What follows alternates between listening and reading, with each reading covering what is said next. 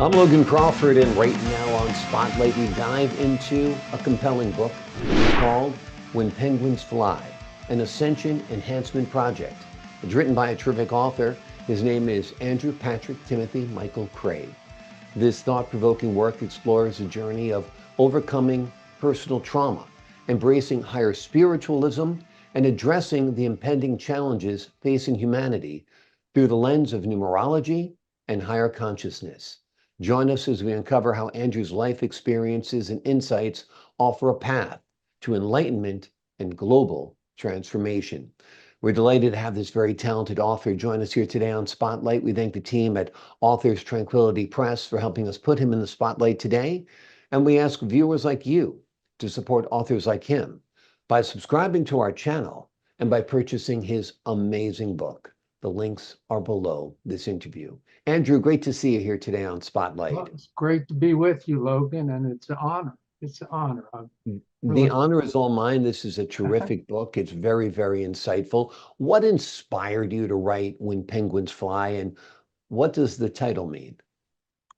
well, boy, it's a metaphysical book, and I've been studying higher spiritualism for about 30 years, 20 years of which I've studied with a group called the Council of Eight, and Mhm. at the Council of Eight came here in 1945 after we dropped the two atomic bombs on Japan. Hmm. And the sun had had enough. And so our father, mother, son was going to take the earth out, Yeah. just wrap it in a fist of coronal mass extrusion and kill everything on it 1,000 miles deep. And so my guys came to tell the sun to stand down and to take care of things. They would take care of them. So after 5 years, uh, they determined they could not understand man's inhumanity to man. It could not be understood except by experiencing it. And so they dropped me in 1950, and I started living my life and experiencing man's inhumanity to man. And Yeah. I got it thoroughly. Yeah. And so in 2020, 75 years later, they decided that they had made no progress with their traditional mechanisms for lifting a planet to higher dimensions of consciousness. And so they quit the normal procedures. And for the first time in the history of the universe, they developed enhanced procedures to lift a planet to a higher dimension of consciousness. And part of those procedures are my writing this book. My my senior being, Shugala, just casually said in a conversation with me one night that, hey, maybe you might want to write. That's all he said. Yeah. That's why I wrote the book.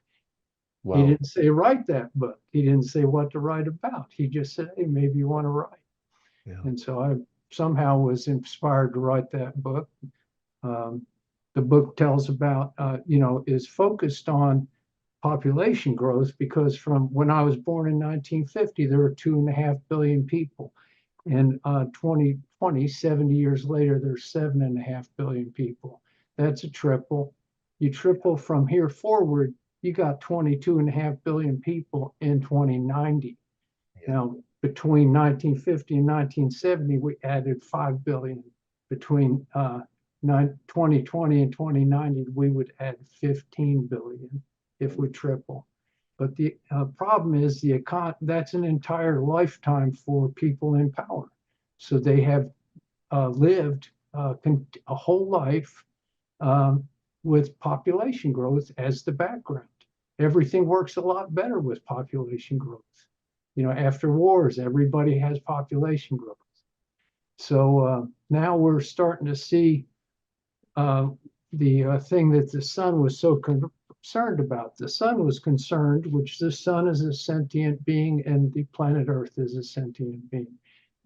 And fairy penguins are sentient beings, okay? So there's a lot of things you can do with sentience, okay?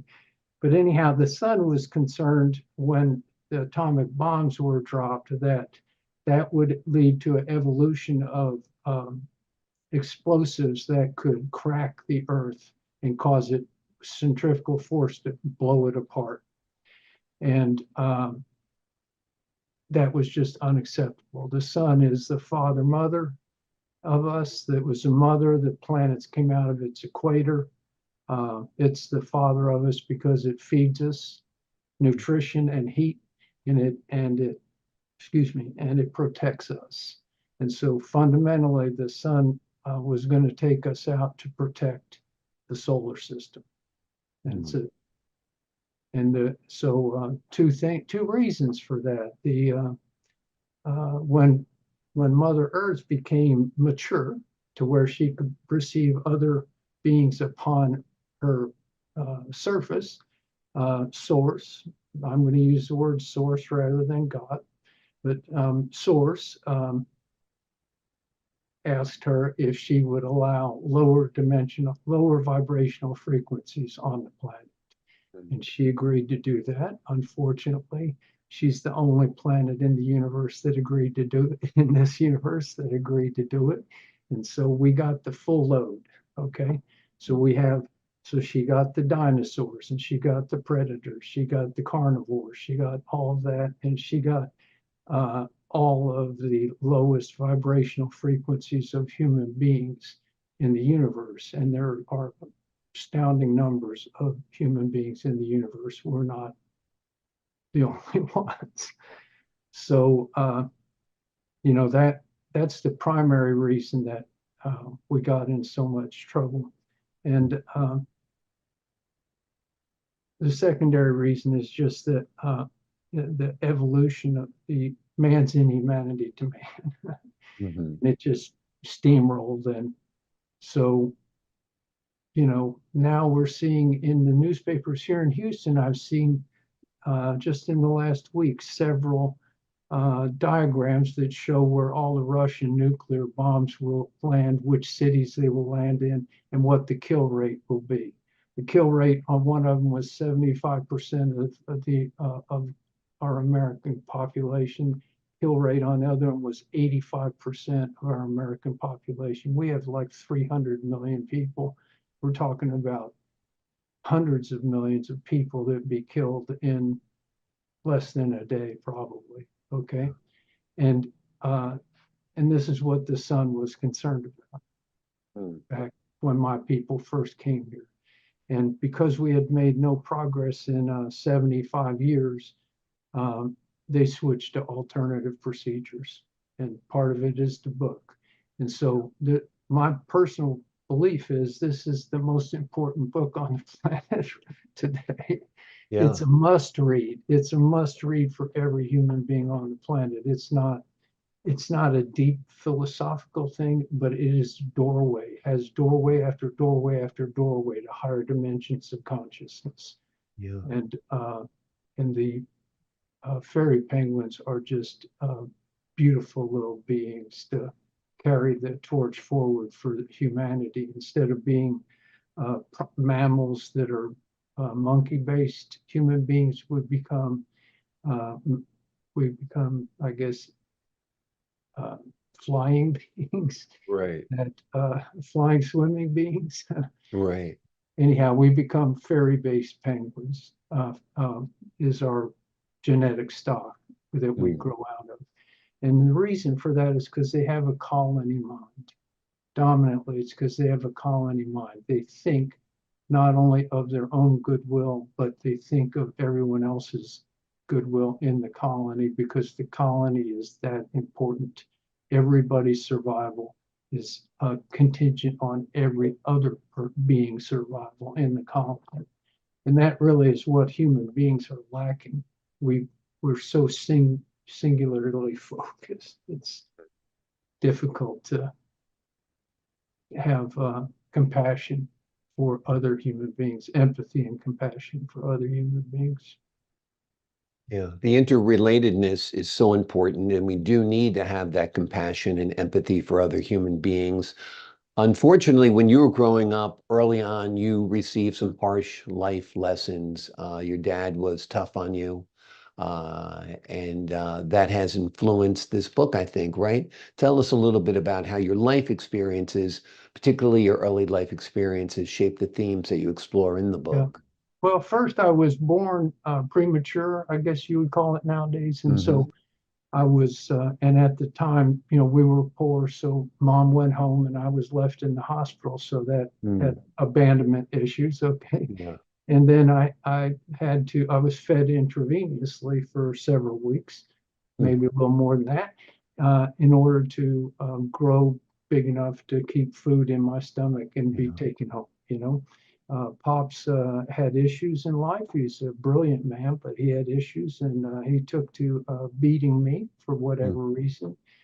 We had kind of he would have us dance, he would call it, and he would make me strip bare ass naked and just belt whip me like I was a rented mule. And I mean, I'm like 50 pounds, I mean, it influences you, Now Yeah. understand, I love my father, and I went into inner space and I took him to the highest place in the afterlife to which he would be entitled by any single deed he did in his entire life. I had nothing but love for my father.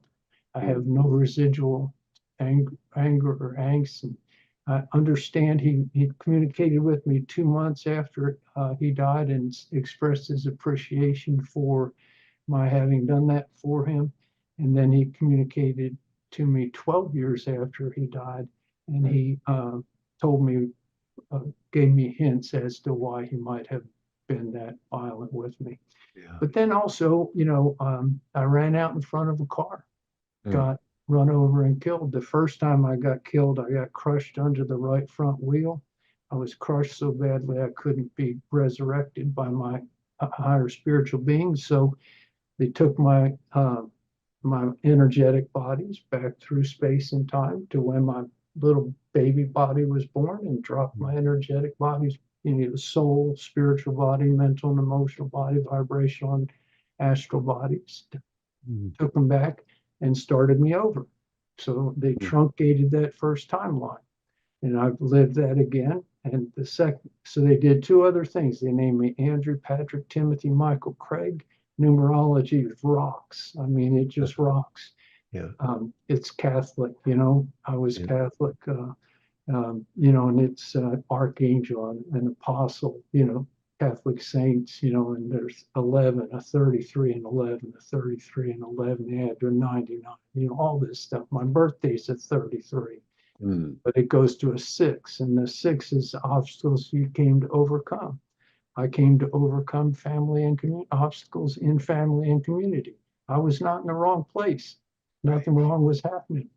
I tell the story sometimes to people, and they say, "Wow, man, you lived a harsh life." And I said, it seemed that way. And then I just bow and I said, up until I got the wisdom. Yeah. And all of our life experience leads to the wisdom. When the wisdom opens up, there's nothing but joy. The wisdom is just so spectacular, and it continues to expand. And once you've kind of cracked the seal on it, it just continues expanding. And it's almost like you're in a metaphysical life where little life lessons are taught to you every day by people you meet in the grocery store, or other people that are just casual, contacts. It's a really special thing. So anyhow, I wrote the book that's what the book is. The book it's a wisdom book. So it does that same thing. If you read it, maybe just a month later from when you read it, new revelations will occur, because months later, you're not the same person from when I read the book the first time. You continue rolling with that, and there's all other sorts of things it leads into. So it's been a gift to write it. And Yeah, well, it's been a gift to the folks who will read it as well. So we appreciate you writing it. You talk about ascension enhancement. Tell us a little bit about this and how readers can apply it to their own lives.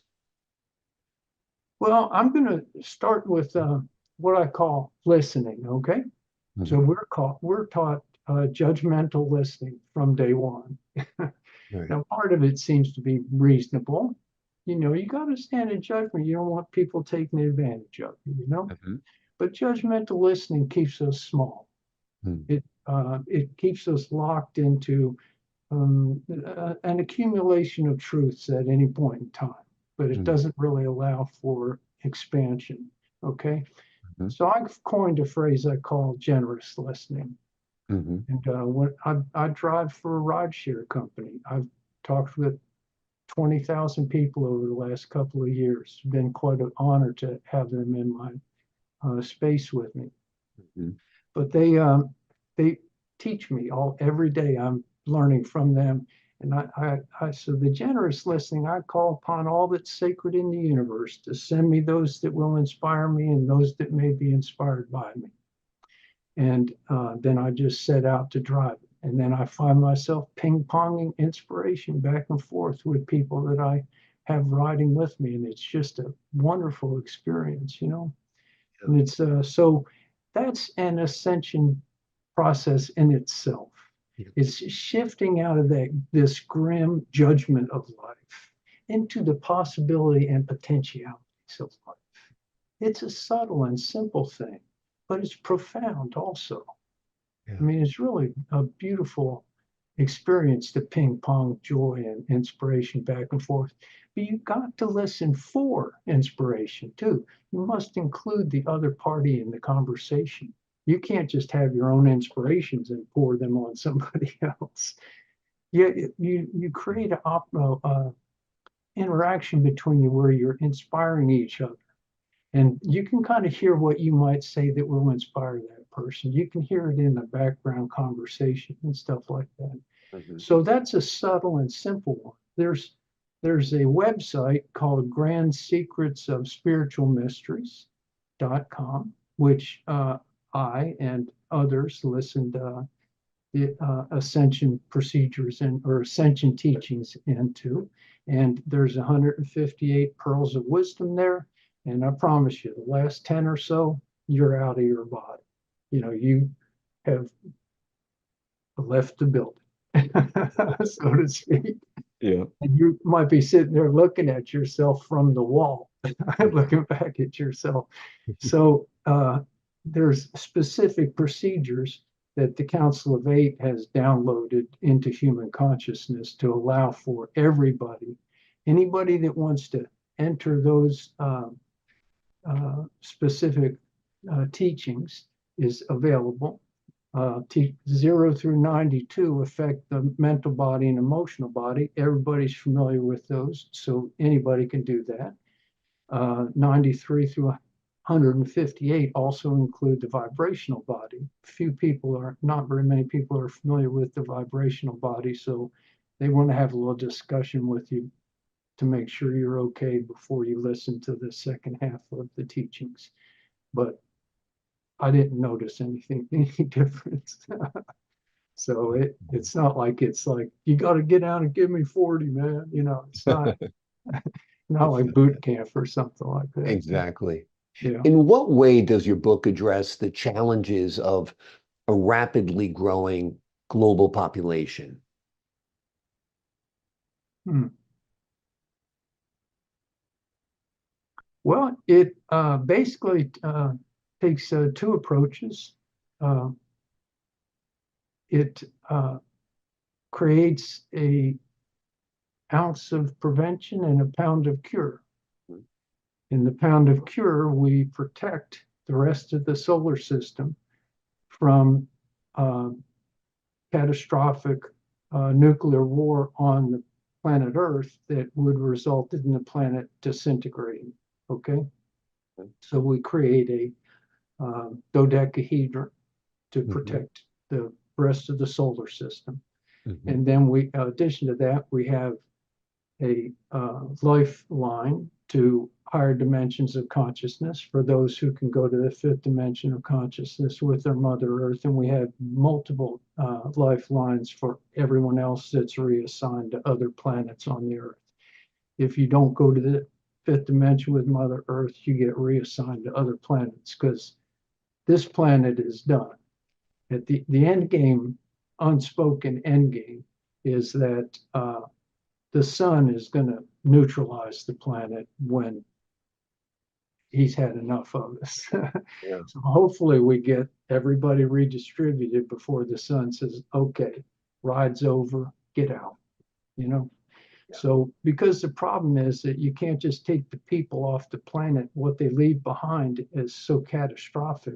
Think of all the power stations that would blow up. Think of the nuclear weapons that would be laying there that might, for some reason, explode or set off other things. There's so much toxicity on the planet that is being constantly supervised by human beings. When you take the human beings off the planet, you wind up creating just a catastrophe of toxicity on the planet. So I think that ultimately, and I haven't written it yet, but I think ultimately the sun wraps the earth in a fist of coronal mass extrusion and creates it as having more like a glass surface, where it's basically distilled everything into a dull sphere of maybe 100 miles thick of a glassy kind of substance, where no one really is going to be attracted to the planet and get involved in the toxicity we've left behind.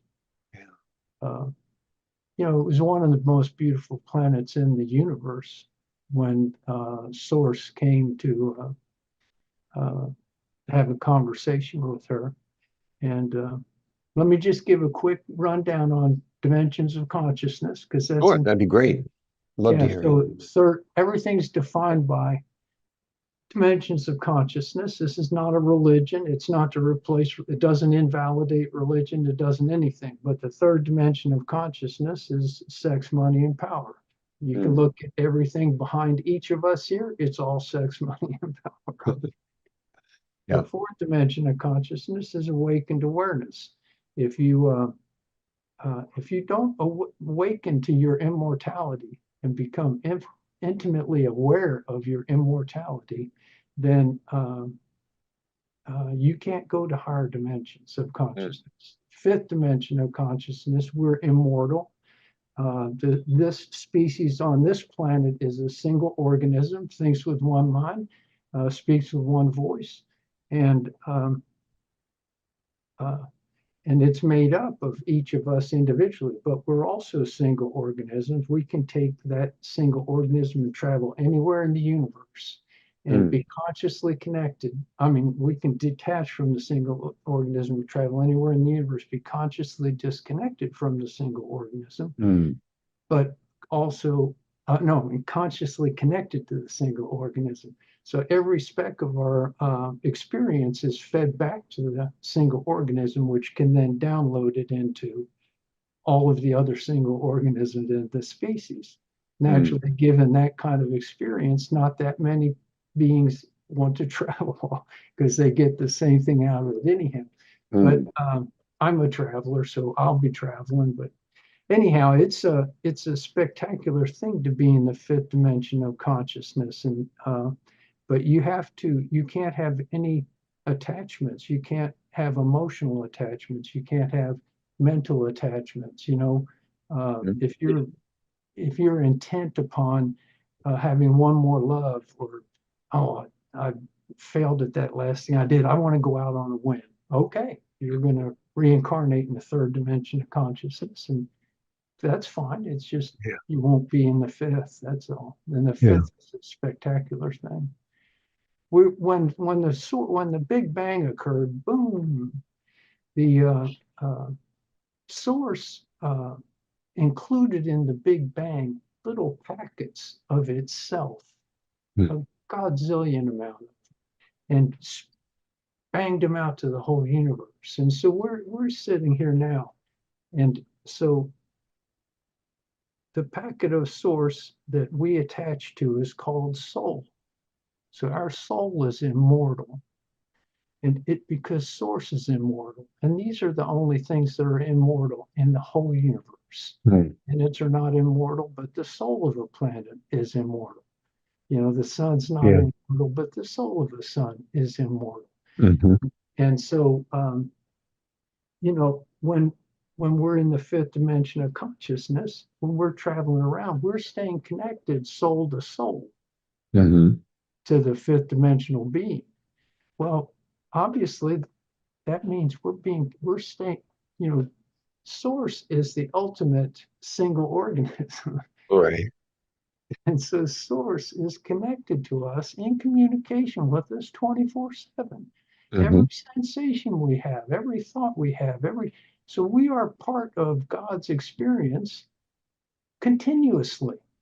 It's, and this is a revelation I had after I was just writing the book and just thinking about fifth dimensional consciousness. I said, well, if that's how it is at the fifth dimension, and there's 11 dimensions of consciousness and sources outside of that, well, certainly this is the minimum contact that source would have with us, which is this continual, feedback loop.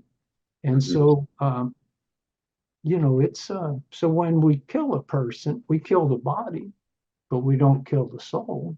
You know, if you drop a nuke on somebody, it turns out even that can't kill a soul. But those souls are damaged. Those souls have experienced stuff they never wanted to experience, and it might take them extreme amount of time to recover from that. Just the shock of it. So I'm not saying it's a trivial event. It's Right. definitely not a trivial event, but it does not destroy. It cannot kill the soul. Yeah. So, We have a couple of minutes left. Just wanted to ask you, how do you envision the future of humanity if we fail to embrace higher consciousness?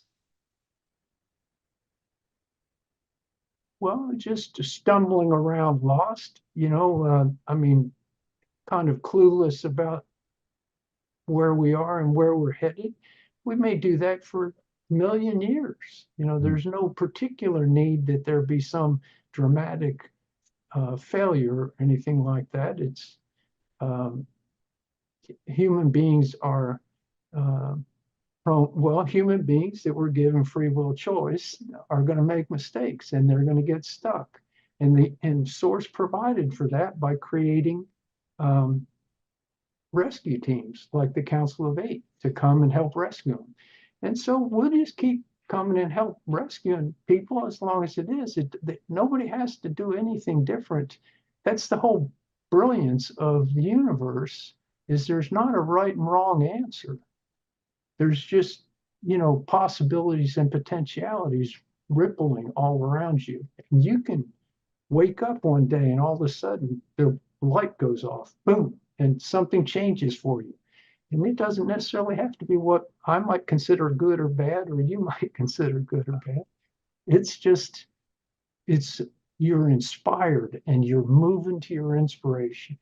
And so I think we're going to do great. The Well, it's good. species is going to do fine. Good, good. Well, it's good to leave the folks at home on that note that we will survive, we will thrive. And I think by the law of order, almost, we will embrace this higher consciousness, or at least that's my hope and prayer for sure. The name of the book is When Penguins Fly, an Ascension Enhancement Project by a terrific author, Andrew Patrick Timothy Michael Craig. This thought-provoking work explores the journey of overcoming personal trauma, embracing higher spiritualism, and addressing the impending challenges facing humanity through the lens of numerology and higher consciousness. It is a wonderful read. It is a provocative read. It'll help you in your daily life and will help us together as a planet. Andrew, thank you so much for joining us here today on Spotlight. Bless you and your audience, Logan. Bless you. I Bless appreciate your time, your wisdom, your insights, and your candor today. It's been a great conversation. To the folks at home, I'm Logan Crawford, thanking you for your time this time until next time on Spotlight.